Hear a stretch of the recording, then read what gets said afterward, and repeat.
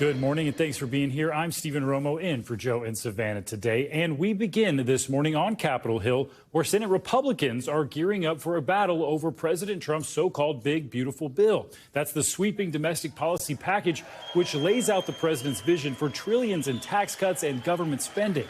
It passed the House last week by just a single vote. Now, as the Senate prepares to consider making changes to the bill, some GOP lawmakers are saying that math doesn't add up. I think the cuts currently in the bill are wimpy and anemic, but I still would support the bill, even with wimpy and anemic cuts, if they weren't going to explode the debt. Everybody's falling in lockstep on this. Pass the big, beautiful bill. Don't question anything. Well, conservatives do need to stand up and have their voice heard. My campaign promise in 2010 and every campaign after that was to stop mortgaging our children's future. It's immoral, it's wrong, and it has to stop. Well, that opposition threatening to derail House Speaker Mike Johnson's goal of getting a final version of the bill on President Trump's desk by 4th of July. The fight brewing in Congress comes as we're seeing signs of a potential thaw in Trump's trade war with the European Union. Mr. Trump said yesterday that he agreed to delay a deadline to impose 50% tariffs on the bloc of 27 EU nations until July 9th. We have team coverage on all of this. Investopedia editor-in-chief Caleb Silver standing by with more on how global markets are reacting to that tariff announcement. And NBC News politics reporter Megan Leibowitz starts us off with the tensions on Capitol Hill. Megan, good morning to you. Thanks for being here. So we'll get to those tariffs in just a minute. But first, let's talk about some of the criticism we're hearing from Senate Republicans over Trump's tax bill. What are their biggest concerns, and how's Mike Johnson's July 4th deadline looking now? Yeah, that's right. So a few of the Republicans who we heard from this weekend, they are part of the fiscal hawks part of the party.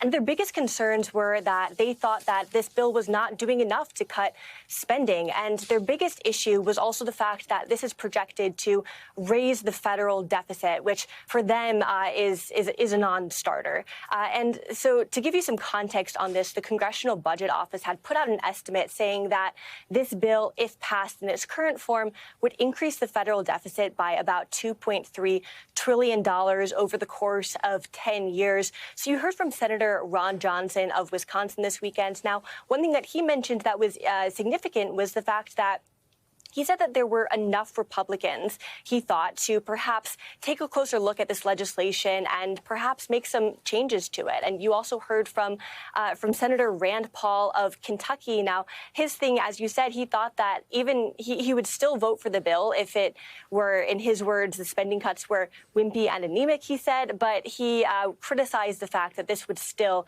impact the federal deficit. Now, it's important to note that any changes that happened in the Senate would still have to go back to the House, ultimately pass the House, where, as you pointed out, there's a very slim majority of Republicans there. So any potential negotiations could ultimately complicate this passage in order to reach the president's desk by July 4th, which is the deadline that Republicans have put forward. Yeah, and that's coming up right around the corner. Let's also talk about the escalating fight between President Trump and Harvard University. Last week, a judge temporarily blocked the administration's attempt to stop Harvard from enrolling international students. So how's the administration responding to that? Yeah, so the judge's pause is a temporary restraining order. What that basically means is that Harvard is still able to admit international students right now, and international students who are currently at Harvard can stay. They don't have to transfer. But this legal battle is going to be ongoing. And so there is a hearing tomorrow, actually, that we're going to be hearing from these parties on. But President Trump criticized Harvard again over the weekend. He took to Truth Social to ask for more information about some of these international students. And he also made similar comments to reporters this past weekend, just yesterday. Take a listen to what he had to say.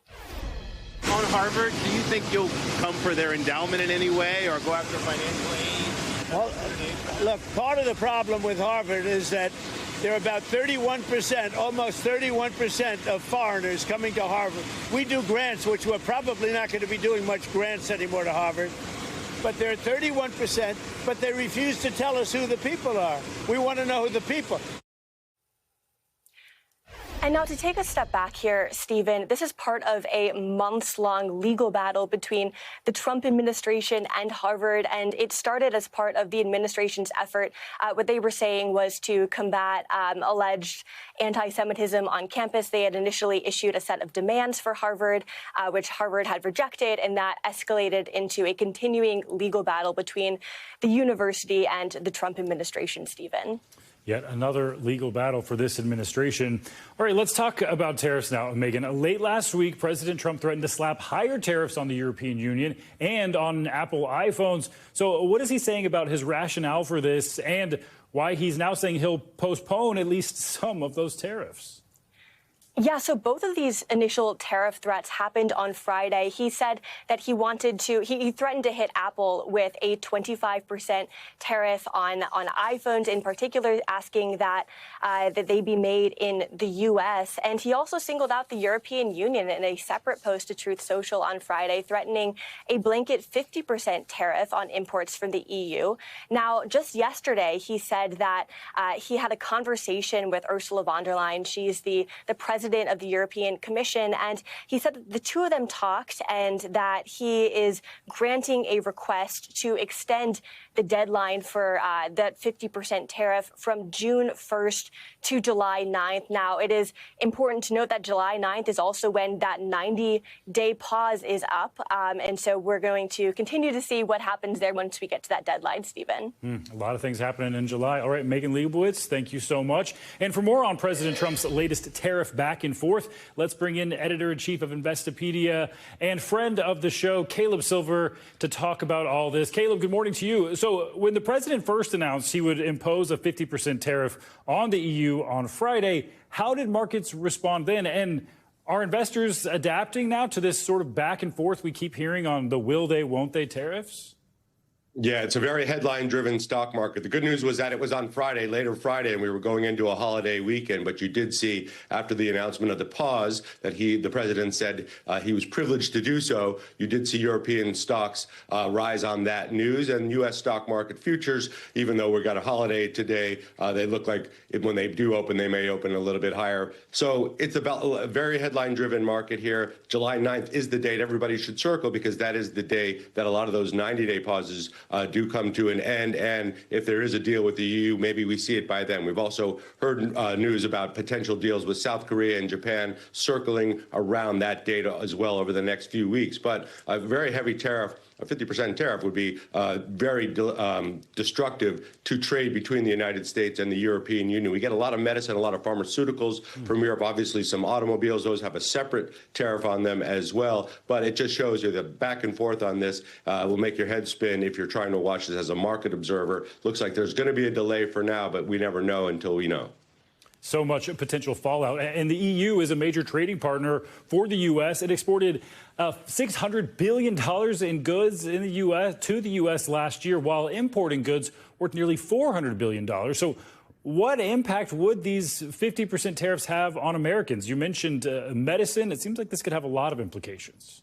Yeah, think about some of the biggest pharmaceutical makers that are in Europe right now that import a lot to the United States. There's that. There's the industrial German economy. They import a lot to the United States, but also the United States exports a lot to the European Union. We know those reciprocal tariffs would be in place. So think about higher prices for just about everything that crosses borders between the two countries, whether it's Parmesan cheese or wine, or whether it's actual medicine and pharmaceuticals or industrial equipment coming over from Germany or France. All of that would be highly tariffed. Now, if there's a deal, we're going to get higher prices, just not as high as that 50%. And we're also seeing that countries are getting very creative about how they work around tariffs right now with the United States. There's a first sale rule that a lot of countries are applying to their imports into the U.S. A lot of companies here in the U.S. are applying to the products they import. That means not the final sale of the product, but the initial sale of what they pay on the import. That's reducing some of that cost burden for now. Hopefully there'll be deals down the road that smooth this out a little bit so businesses can actually plan on how much products are going to cost to import and what they're going to have to charge on the export side.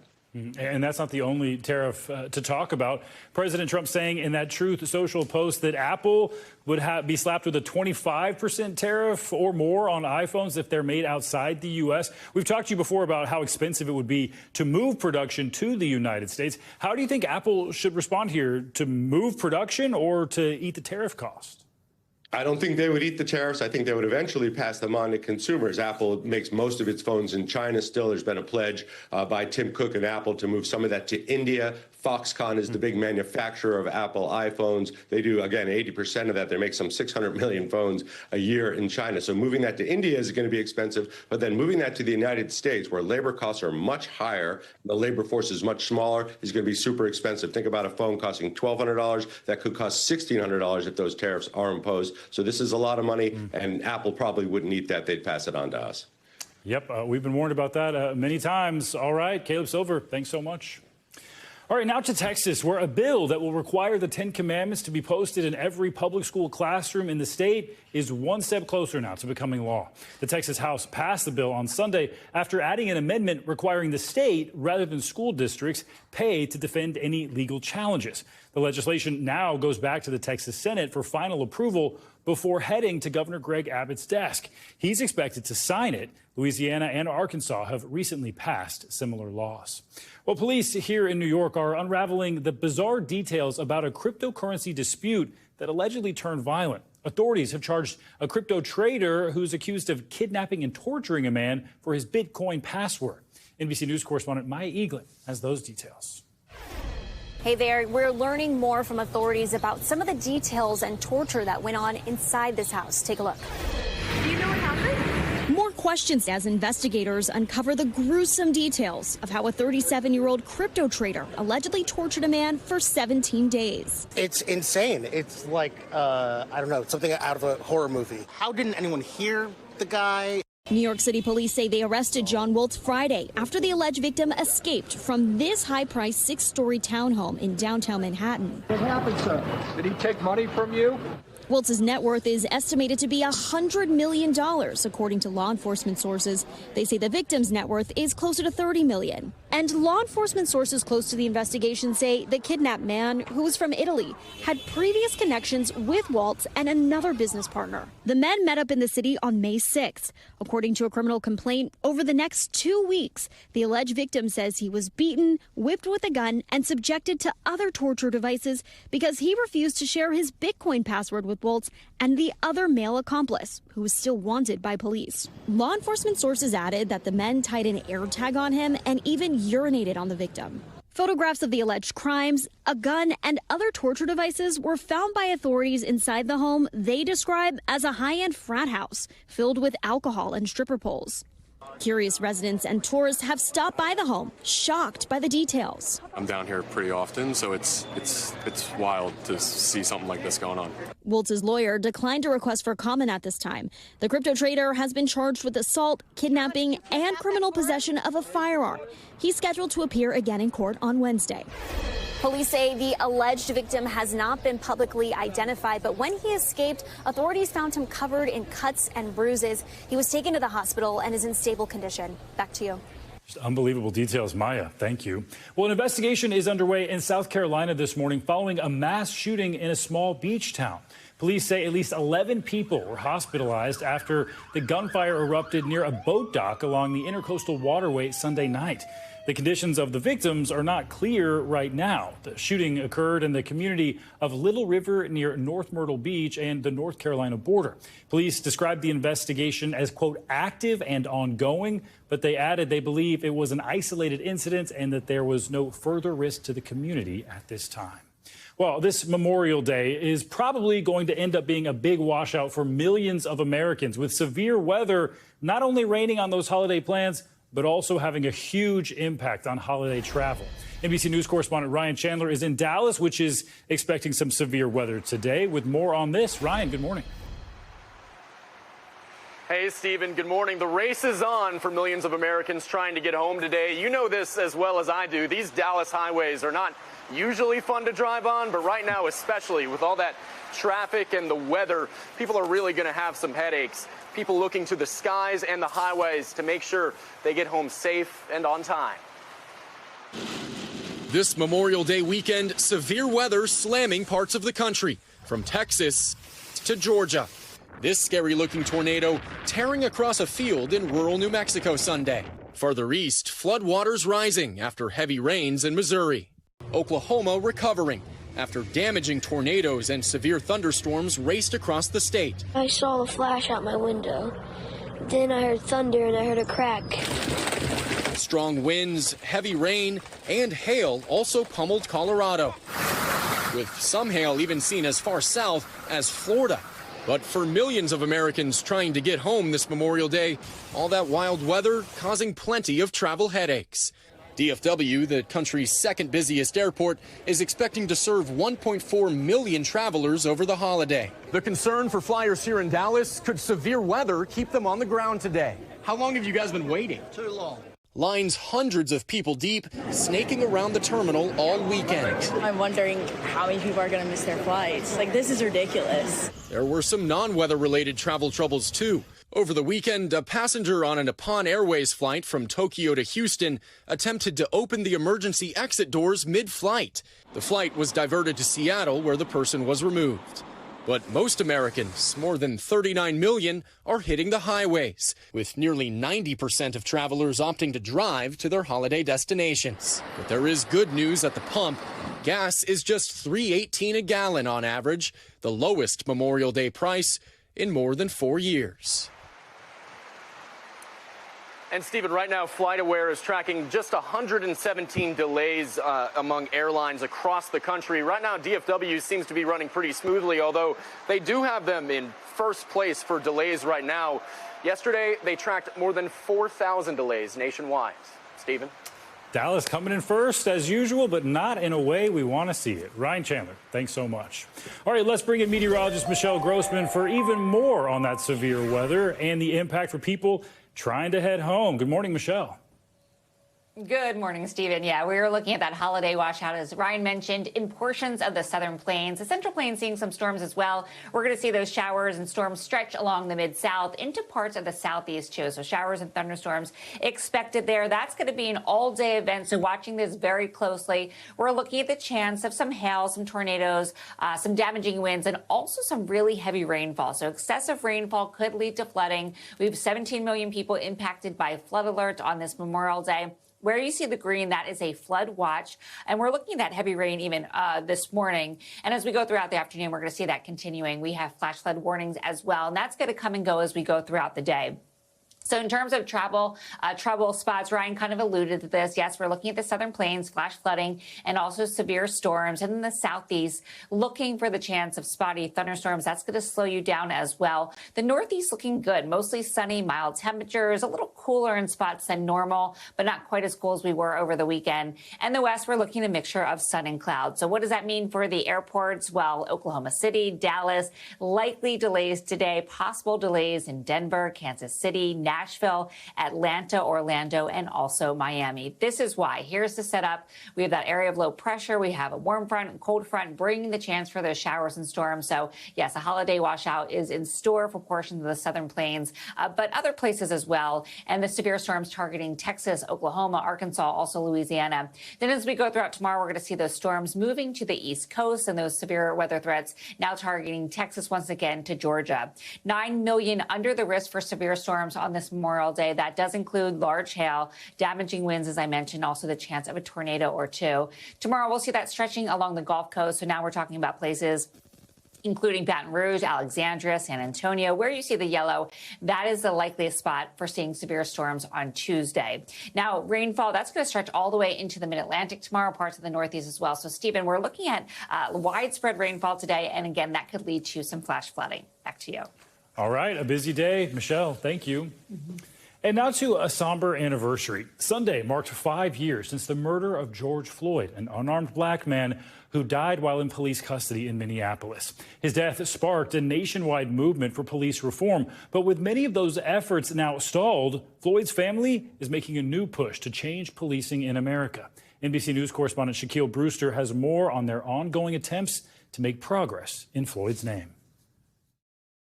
At the Minneapolis intersection where George Floyd was murdered 5 years ago, a community commemorating its loss. Floyd took his last breaths here under the knee of Derek Chauvin.